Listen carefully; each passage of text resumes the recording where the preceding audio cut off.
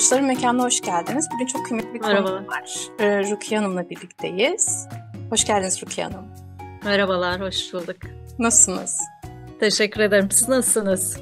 Ben de iyiyim. Sizinle bugün akran zorbalığı konusunu konuşacağız. Ama öncesinde kendinizi kısaca bir tanıtmak isterseniz ne dersiniz? Tabii, memnuniyetle. Ben Rukiye Orhan, eğitim ve aile danışmanıyım. Yaklaşık 20 yılı devirdim bu alanda, kişisel gelişim alanında başlayıp bu sürece kadar geldik. Antalya'dayım. Rüst Akademi adı altında kendi danışmanlık merkezim var. Burada çalışmalarıma devam ediyorum. 2 tane kitabım var. Mutluluk Diyeti ve Hayatı Keşfet isimli. Yetişkinlerle, gençlerle, ailelerle hem bireysel hem grup çalışmalar, eğitimler devam ediyorum. Ne güzel. Böyle bir alan açtığınız için de ben teşekkür ederim bu arada. Ne güzel geldiniz, bilginizi paylaşıyorsunuz. Biz teşekkür ederiz. Şimdi akran zorbalığı son zamanlarda gerçekten daha da mı göz önüne geldi? Yani haberlerde daha mı çok duyuyoruz bilmiyorum. Önceden de bu kadar var mıydı? Gerçekten bilmiyorum. Yani ben şöyle kendi dönemimi düşünüyorum. Bu yaşananlar kadar şeyler yaşamıyorduk. Yani ben görmedim böyle bir şey. O yüzden konunun neresinden başlamak isterseniz siz buyurun. Ben sonra merakım uyandıkça soru sorayım. Tabii. Şimdi akran zorbalığı dediğimiz olay tabii ki geçmiş dönemlerde, geçmiş yıllarda yok diyemeyiz elbette. Fakat günümüzde bu teknolojinin ilerlemesiyle özellikle ben şahsım adına arttığını düşünüyorum ki pek çok araştırma, pek çok çalışmada bunu kanıtlıyor. Zaten biraz sonra da konuşacağız bu zorbalık türlerinde. Zaten bu sosyal medyanın, dijital platformların da hakikaten zorbalığı tetiklediği maalesef artık kabul görmüş boyutta. Maalesef. O zaman öncelikle bir akran zorbalığı nedir? Çünkü bu akran zorbalığı ve akran çatışması terimleri maalesef karıştırılabiliyor. Şimdi akran zorbalığı dediğimiz olay bir veya birkaç çocuğun bir başka çocuğa bilinçli yani kasıtlı olarak bunun altını çiziyorum her zaman ve tekrarlayan süreçlerde yine bu tekrarlayan sözcüğünün de altını çiziyorum. Süreçlerde uyguladıkları o tek çocuğa vermiş oldukları huzursuzluk, şiddet, zararların toplamına biz akran zorbalığı diyoruz. Akran çatışması dediğimiz olayda ise anlık gelişiyor.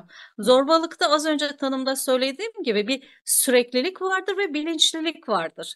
Örneğin çocuk arkadaşının saçını yanlışlıkla çekti. Bu bir zorbalık değil, bir akran çatışması diyebiliyoruz buna. Ya da sadece bir kere çekti, devamı gelmedi. Aynen bir kez de oldu Sinirlendi, olay. İşte yaptı mesela. eşyasına zarar verdi. Bazen yanlışlıkla da olabiliyor. Bazen ona kızmış olabiliyor belki çocuk. Duygusunu yansıtmak için ona bir zarar vermeyi seçmiş olabiliyor. Burada onaylamıyoruz parantez içinde de söyleyeyim bunu zaten. Fakat akran çatışması çözümlenebilir oluyor. Sonrasında bir pişmanlık oluyor. Arkadaşından bir özür dilemek oluyor. Orada sorun çözümlenmiş oluyor. Fakat akran zorbalığı dediğimiz olay gerçekten çok ciddi ve gündemde tutulması bir konu. Çünkü neden gündemde tutulması diyorum? Biraz sonra da detayına gireriz. Çünkü 13-15 yaşına doğru bu akran zorbalığı arttığı için ilerleyen yaşlarda daha yetişkin birey olduklarında da ne yapıyoruz bunları?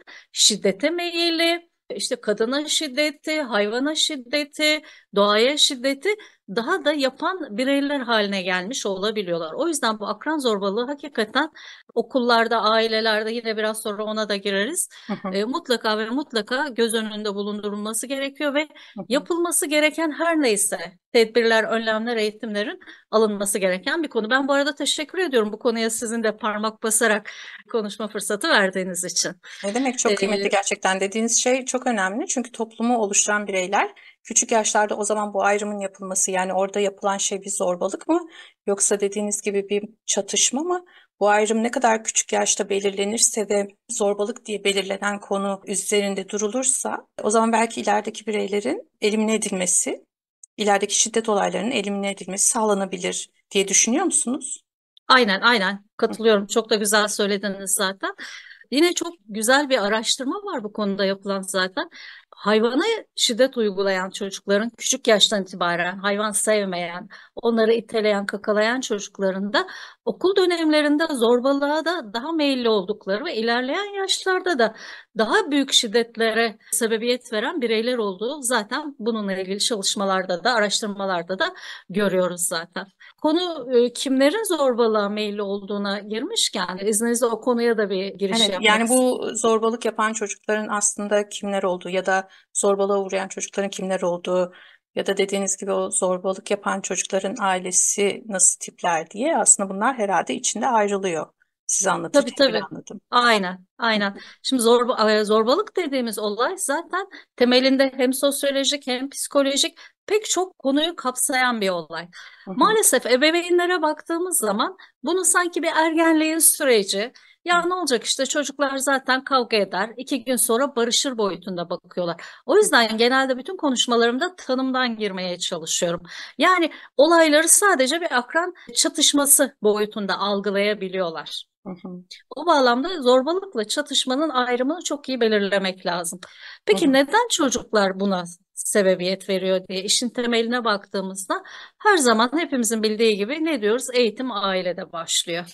Ve Evet. çocuk ne yapıyor? 2-3 yaşından itibaren yavaş yavaş aileyi modellemeye başlıyor orada işte. Hı hı, Eğer çocuk evde şiddet görüyorsa, saygı görmüyorsa çocuğun fikirlerine değer verilmiyorsa, aman sen küçüksün zaten, daha işte yaşına yeni girdin, ne anlamazsın boyutunda yaklaşılıyorsa çocuğa, evet. çocuk ne yapıyor? Kendini yavaş yavaş ötelenmiş, sevgisiz, kabul görmeyen bir çocuk olarak görmeye başlıyor. Ve ne yapıyor? O 6 yaşından itibaren artık aileyi modellemeye başladığı, o süreçler başladığı için ne yapıyor bu sefer? Okul hayatında da evde göremediği sevgiyi, saygıyı okulda görmek için kendinden daha zayıf olan, daha kibar, daha naif, böyle hassas, duygusal çocuklara baskı yapmaya başlıyor. Çünkü o tür çocuklarda liderlik ruhu da yüksektir. Hı Çünkü hı, kolaylıkla etrafına çocuk toplayabiliyorlar onlar. Şimdi böyle olunca ne yapıyor çocuk bu sefer? Evde ebeveynine karşı bağırarak, ağlayarak, işte bir şeyi vurarak, kırarak yaptırmayı öğrendiyse çocuk, çünkü biliyorsunuz çocuklar çok çabuk öğreniyor. evet. Kayıtları çok hızlı işliyor onların mekanizmaları. Ne yapıyor çocuk? Ha, tamam, ben bağırarak, ağlayarak, işte bir şeyi kırarak, dökerek istediğimi yaptırdım deyip bu sefer ne yapıyor okulda da? Hı hı. Onu yaptırabileceğini düşünerek bakıyor. En naif, en zayıf, böyle en kibar çocukları seçip yine kendi isteklerini yaptırmaya meyilli olabiliyorlar Burada bir maalesef. şey sormak istiyorum. Şimdi dediniz ya evde aileyi modellediği için, orada ötelendiği için gidiyor, orada da o paterni devam ettiriyor ama burada yapmasının sebebi aslında benim annem babam böyle yaptı ve onlar hani büyük ve onların zaten bir ortamı var, bir statüsü var. Ben de onu kopyalayayım gibi mi yoksa zaten ben de ötelendim, ben de birilerini öteleyeyim diye mi yapıyor? Ne Burada düşünüyorsunuz? her ikisini de görüyoruz çocuklarda. Hı hı. Şimdi çok güzel bir öykü vardır, mutlaka duymuşsunuzdur. İşte unutmuş olanlar da hatırlasın diyeceğim. İşte işsiz güçsüz, böyle çok avare dolanan bir babanın 2 tane evladı. Bir tanesi yüksek tahsil yapıyor, Hı hı. belli bir mevkiye geliyor. Bir tanesi de babası gibi işsiz güçsüz avare bir delikanlı oluyor. Bir gün her ikisi de bir araya geldiğinde bulundukları mahallede soruyorlar. Ya helal olsun diyorlar. Yani nasıl böyle oldum? İşte okuyup belli bir mevkiye gelene. Başka çarem yoktu diyor. Hı. Peki öbürüne soruyorlar, sen niye böyle oldun, avare oldun falan diye. Başka çarem yoktu diyor. Hı. Şimdi Çok burada güzel bir. o çocuğun bakış açısı, Hı o hı. anda ona ne nasıl söylendi, o önemli orada işte. Hı hı. Yani Çocuk birinin için. motivasyonu aslında başka çarem yok. Ben bu işin içinden çıkmam, sıyrılmam gerekiyor deyip kendini Aynen. başka bir davranış türüne atması ya da ortamlara atmasıyla. Diğeri de ben bu çukurda kalacağım. O yüzden başka çarem yok. Ben de aynı paterni devam ettirmeliyim bakış Aynen. açısı. Burada motivasyon türleri devreye giriyor. Hani ne Hı hı. diyoruz? Her çocuk aynı anne babadan dünyaya gelse de doğal olarak ufak tefek farklılıklarını mutlaka görüyoruz burada. Hı hı. İşte orada her zaman söylediğimiz gibi eğitim ailede başlıyor. Ebeveynler çocuklarını çok iyi gözlemlemesi gerekiyor. Evet. Yani aynı çocuğa yaptığı davranışı ikinci kardeşe, üçüncü çocuğa yaptığı zaman ondaki tepkiler ne? Her birinin farklı farklı verdiğini tepkileri çok iyi gözlemlemesi lazım. O Evet. nedenle bazen benim çalışmalarımda diyorlar işte, ya hocam her şeyi aileye çıkarıyorsun faturayı. O zaman diyorum ki eğitim ailede başlıyor. Yani yapacak bir şey yok yani, bunu ben söylemedim. Evet. Yıllardır gelen bir süreç diyoruz burada tabii ki. Siz söylerken hani dediniz ya kardeşler bile aynı olmadığı için bir ailede ama aile eğer aynı eğitimi hepsine vermeye çalışıyorsa burada da tabii dediğiniz gibi hepsi de ayrı bir birey ve biricik olduğu için mizaçları olarak da tabii farklı olacakları için aslında burada çocuğun mizacına göre, çocuğun işte doğasına göre ona belki anlatılması, yapılması gerekir ama zaten eğer orada ailede eksiklik varsa burada bilgi konusunda zaten onu da öncelemeyecektir diye bakabiliriz. Aynen dediğiniz gibi aile çok önemli bir kavram. Hı hı. Yani burada hakikaten aile önemleri, ebeveyn tutumları bunlara gerek sosyal medyada işte gerek de ekranlarda çok güzel programlarla empoze edilmesi gerekiyor ailelere. Yani bu bir davranışa dönüştü. Yani bir kere iki kere olan bir şey değil artık bu sürekli yapılıyorsa aslında orada bir alarm çalması lazım. Tamam hani biz bir şey öğretemedik ama orada eğer bir farkındalığa varıyorsak da dediğiniz gibi okullarda işte yardımcı öğretmenler var diye biliyorum ya da sosyal yardımlarda insanlar var. Bilmiyorum başka Türkiye'de böyle nerelerde yardım bulunabilir çocuklarla alakalı ama. Okullarda rehberlik Hı hı. birimleri var doğal olarak onlar devreye girecek. Oradan başlayacak olursak konuya hani bu zorbalığın önlenebilmesi için neler yapılır başlığı altında girersek konuya bir defa ailelerin bu konuda her zaman söylüyorum çok iyi duyarlı olması lazım. Çocuklarıyla iletişimi çok iyi yani çocuğu duymak değil dinlemek gerekiyor orada. Çocuk geldiği zaman ben şu olayı yaşadım biri bana bunu yaptı dediği zaman ebeveynlerden maalesef senin elin armut mu topladı? O sana vurduysa sen de vursaydın. O senin kalemini aldıysa sen onun silgisini alsaydın. Ve ama sen de amma çok büyütüyorsun. Amma mızmız çocuksun gibilerden daha bu sefer zaten çocuk orada belli bir sorun yaşamış. Bu sefer çocuk iç dünyasında da diyor ben bu kadar aciz miyim acaba diyor. Biri bana vurdu ben ona niye vuramadım? Ben çok mu zayıfım? Bir böyle boyutta büyüyor çocuk veya tam tersi oluyor. Ha ya doğru annem babam haklı ben de ona vurmalıyım derken bu sefer ne yapıyor? Çocuk kendi kişiliğinden daha farklı bir yola sapmış oluyor. Bu sefer o da zorbalık boyutuna Hı hı. başlamış oluyor.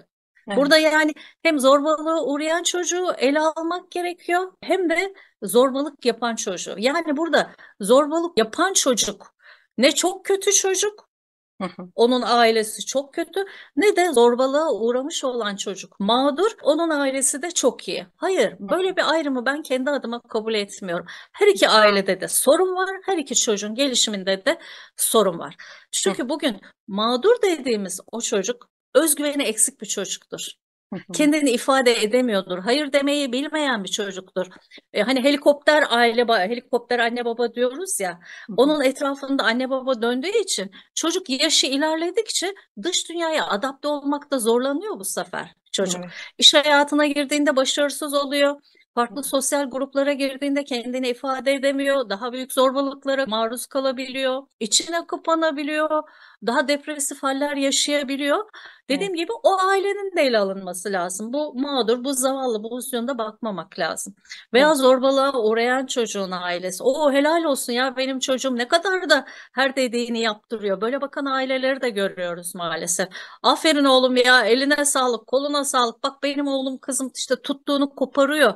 Hı Bu da hı. yanlış bir süreç maalesef. Dediğim gibi dikkat edin sadece Türkiye geneli değil hemen hemen bütün dünyada yavaş yavaş şiddet olaylarında artışlar başladı zaten. Türkiye'de Allah'a şükür öyle bir olay şu anda görmedik de pek çok dünya genelinde eli silahla girip okul basan gençleri görüyoruz. Veya Maalesef. Türkiye'de işte yurdumuzda kesici delici aletlerle birbirine zarar veren okuldan çıkışta çocukları görüyoruz. Hatta geçenlerde yine çocuklar toplu bir araya gelip zorbalık istedikleri çocuğun başında yumurta kırıyorlar. Bunlar gerçekten çok dikkate alınması gereken olaylar. Hı hı.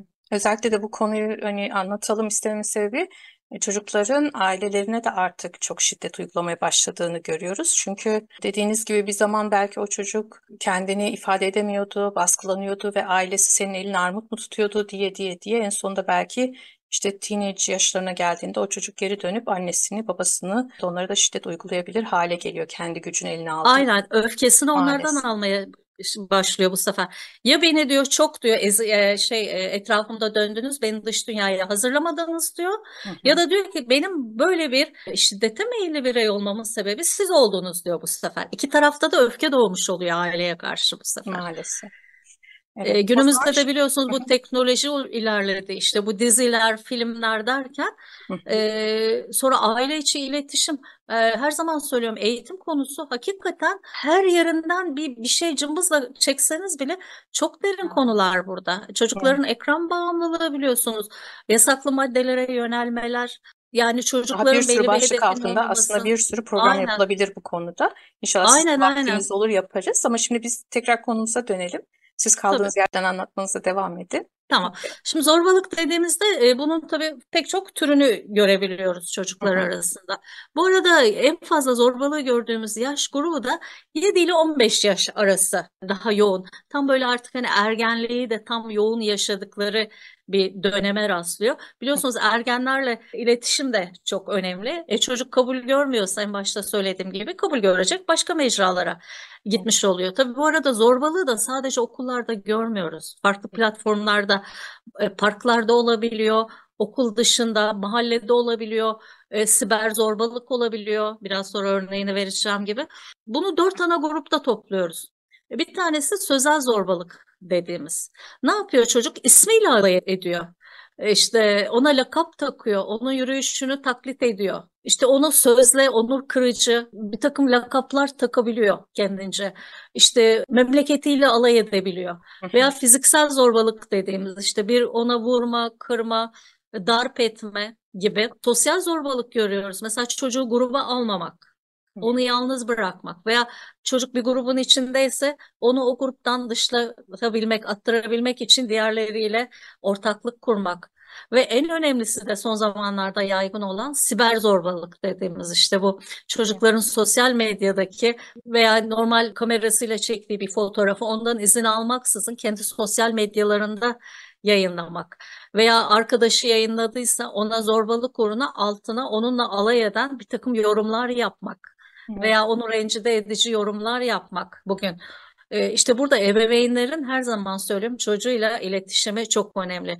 Çocuğunuz hangi sosyal medyaya giriyor, ne yapıyor, gizli saklı mı giriyor?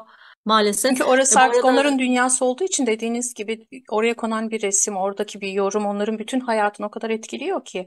Yani belki aile tarafından bakıldığında çok saçma gibi gelebilecek ama onların dediğim gibi bütün hayatın orası olması sebebiyle onlar için çok önemli. Oradaki diyelim işte açık bir resmi konuyor, bir şey oluyor ya sevgilisi ona bir şey yapıyor falan.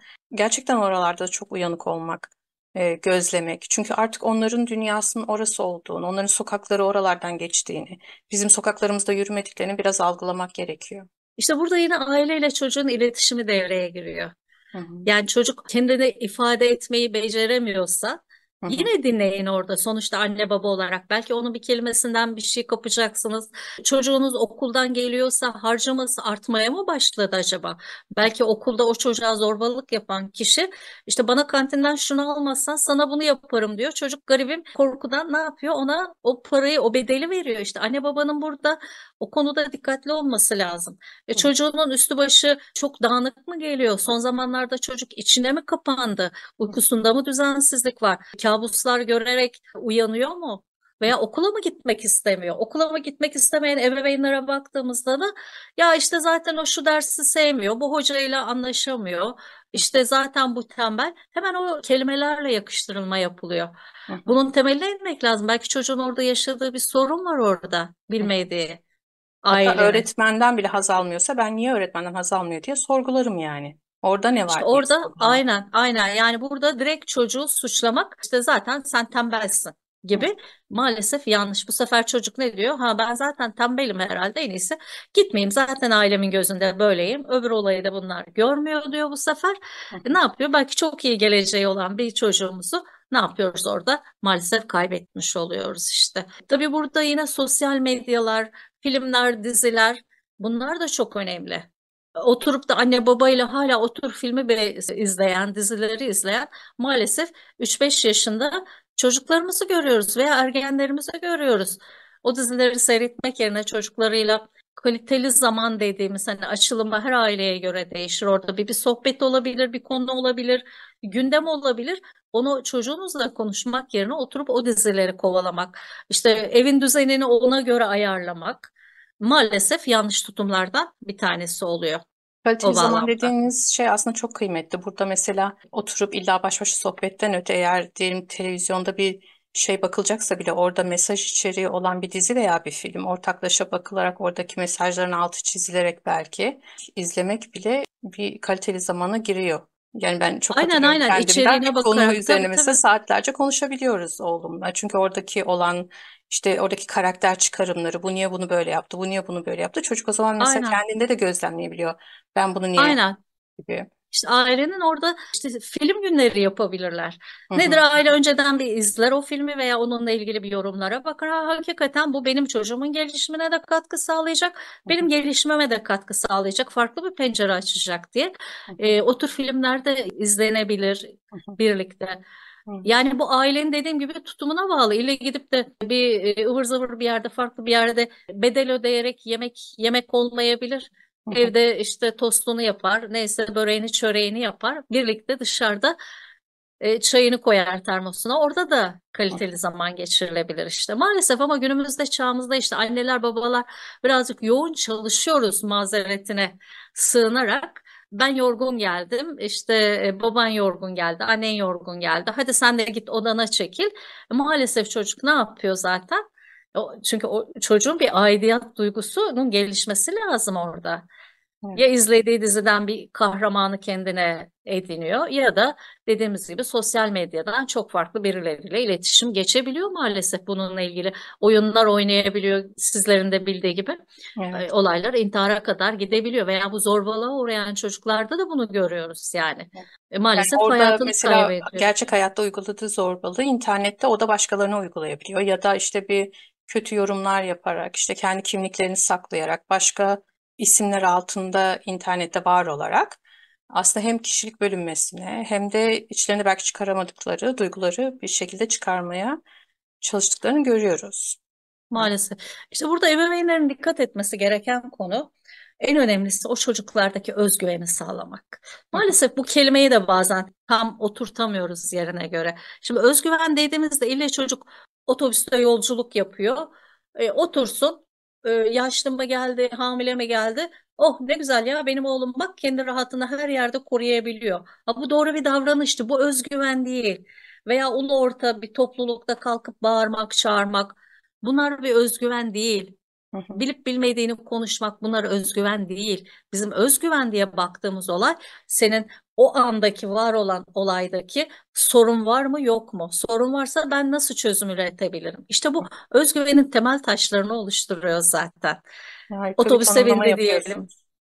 Aynen, otobüse bindi diyelim. Orada bir yaşlı var. Ha, yaşlı nedir? Ayakta durmakta zorlanan insandır. Bakın hemen orada zihin bir çözümlemeye geçiyor. Ha, yaşlı insandır. Ayakta durmakta zorlanıyor.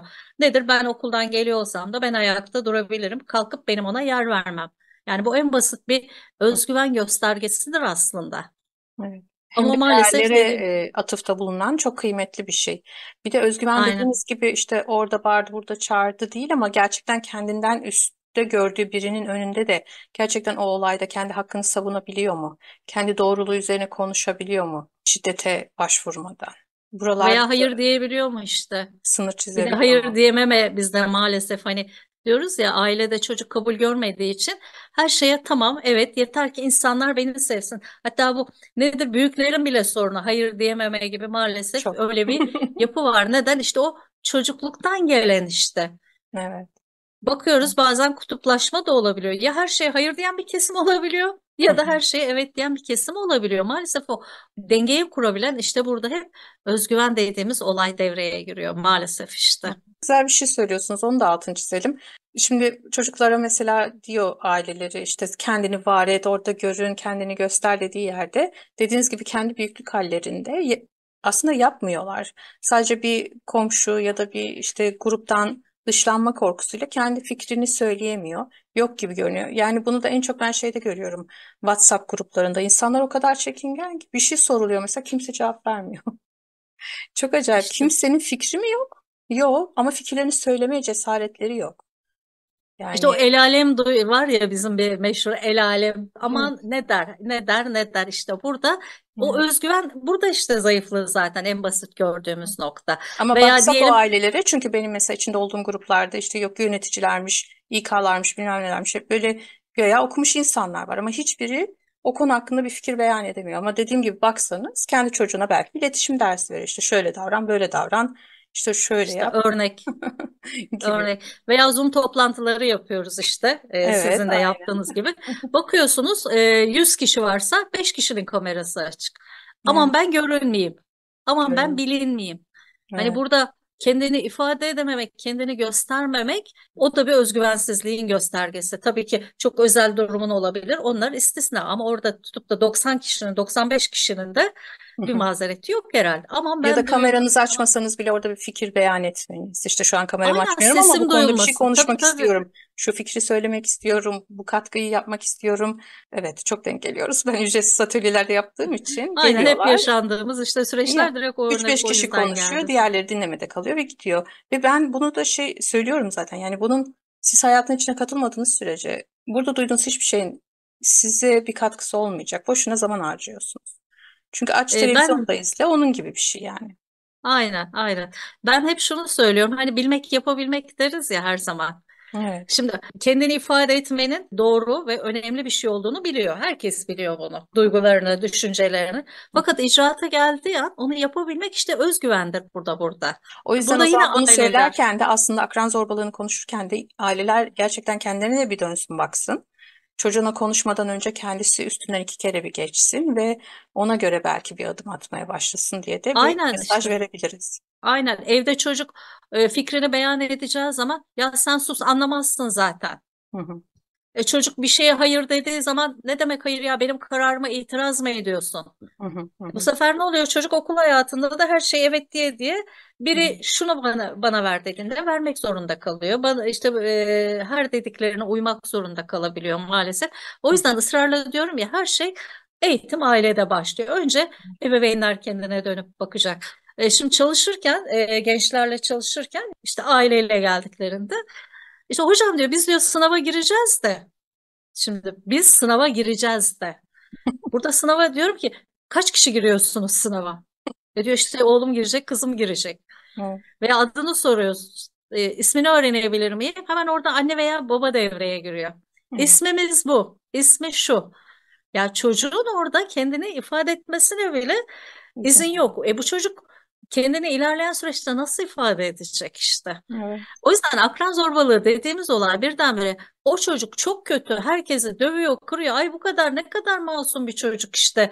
Bak ne Hı kadar efendi bir çocuk. hı. Sesini çıkarmamış, ona karşılık bile vermemiş boyutunda bakmamak gerekiyor. O nedenle ben akran zorbalığını son dönemde hakikaten yoğun olarak gündemde tutmaya çalışıyorum. Yine tekrar teşekkür ederim. Siz de bu konuda hassasiyetinizi, duyarlılığınızı gösterdiniz. Dediğim gibi zaten sadece onu konuşmuyoruz, biz kendimizi de konuşuyoruz bu arada. Çünkü dediğiniz gibi o çok hani uslu çocuk sendromunu işte büyüklerde de görüyoruz. Çok uslu olmak için birçok şeye susan, kadını erkeği, iş yerinde patronuna karşı susan gibi gibi. O yüzden zaten konu çok dişi bir konu. Her tarafından da konuşulması gereken. Ama bugün daha fazla uzatmayalım. Daha sonraki programlarda bence yaparız Aynen diye düşünüyorum. inşallah. İnşallah vaktiniz olursa da. Bugün böyle Tabii bir tabii. topluyor olsak nasıl toplayalım? Burada dediğim gibi yine ebeveyn çocuk ilişkisine kalıyor olay işte. Hı hı, Çocuklarını çok iyi gözlemlemeleri lazım. Nasıl ki bir kuşu denizde yüzdüremiyorsak, bir balığı da gökyüzünde bulutların arasında uçuramıyorsak her çocuk kendine münhasır. İsterse 15 tane çocuğunuz olsun. evet. Yani bir çocuğunuzu çok iyi tanımak gerekiyor. Ve anne babaların da ebeveynlerin de biraz antenlerini açması gerekiyor. Ne oluyor, ne gidiyor, okulda ne oluyor? Özellikle özel okulda. Ben paramı verdim, bütün sorumluluk okulda. Hı hı, Veya işte diğer devlet okulunda diyelim. Ya zaten böyle yapılıyor, şöyle yapılıyor. Hayır değil. hı hı, Veya ebeveynlerin çocuklarını ya helal olsun sana veya öbürü sen çok pısırıksınız gibilerden çocuklarına bir takım isim yakıştırmalarından uzak durmaları gerekiyor. Çocuklarını sosyal ortamlara soksunlar. Bugün ücretsiz pek çok kurslar var. Çocuğun orada bir sosyalleşmesi gerekiyor. Değilse çocuk okul, ev, elinde cep telefonu. Ondan sonra ne yapıyoruz? Bir ekran bağımlılığı. Onu da bas bas bağırıyorum zaten. evet, Maalesef yine dönüp ebeveynler diyorum orada kendinize bakın ne olur diyorum yani hani çocuğunuzla. O nedenle ebeveyn çocuk çok kıymetli bir konu. hı Yani hı, çocukları duymak yerine dinlemeyi tercih ederim. Sonuna kadar bakalım ne anlatıyor benim çocuğum diye o hassasiyeti göstermemiz gerekiyor diyerek Teşekkür toplamaya ederim. çalıştım. Rukiye Hanım, Ben ağzınıza teşekkür sağlık. Gerçekten çok güzel anlattınız. Özellikle şu son cümlede, bunu girişte de söylemiştiniz. Biz geçen hafta iletişim atölyesi yapmıştık. Orada da söylemiştik. Duymakla dinlemek arasında çok büyük fark var. Onun da altını ederim. çizdiğiniz için teşekkür ediyorum. Ben teşekkür ediyorum O size. zaman bugünlük de bu kadar olsun bizden. Bir sonraki programlarda görüşmek üzere. Hoşça kalın. Tamam. Kendinize çok iyi bakın sizler de. Teşekkür ediyorum. Teşekkür Sağlıcakla ederim. kalın.